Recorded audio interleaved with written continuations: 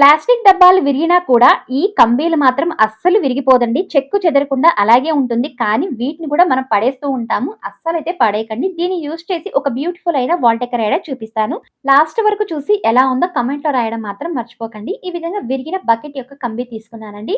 దీనైతే పక్కన పెట్టుకున్నాను. ఇప్పుడు నోట్‌బుక్ అట్టముక్క తీసుకొని చూడండి. ఈ విధంగా కట్ చేసుకుంటున్నాను. కొద్దిగా హైట్‌గా అయితే కట్ చేసుకున్న తర్వాత సేమ్ ఇలాగే మరొక పీస్ అయితే కట్ చేసుకున్నానండి. కొద్దిగా హైట్ తక్కువగా కట్ చేసుకున్న తర్వాత ఈ విధంగా ఎడ్జెస్‌లో అయితే ట్రిమ్ చేసుకుంటున్నాను.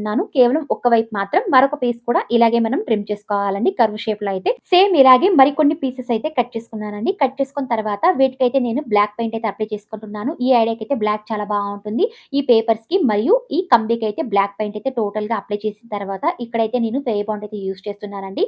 ఈ విధంగా ఒక పీస్ తీసుకొని చివర్లో అయితే ఈ విధంగా నేను ఫెయిర్ బాండ్ అయితే యాడ్ చేసి దీని వెనకాల అయితే ఈ విధంగా సెట్ చేసుకుంటున్నాను. ఫస్ట్ అయితే హైట్ ఎక్కువగా ఉన్నది మరియు తక్కువగా ఉన్నది ఈ విధంగా మనం సెట్ చేసుకుంటూ లాస్ట్ వరకు ఈ విధంగా అన్ని పీసెస్‌ని అయితే మనం అంటించుకోవాలండి. టోటల్‌గా ఆరించిన తర్వాత మిడిల్‌లో అయితే ఫెవికాల్ అయితే యాడ్ చేస్తున్నాను. కొన్ని అద్దాలైతే సెట్ చేస్తున్నాను రౌండ్ షేప్‌లో ఉన్నవి.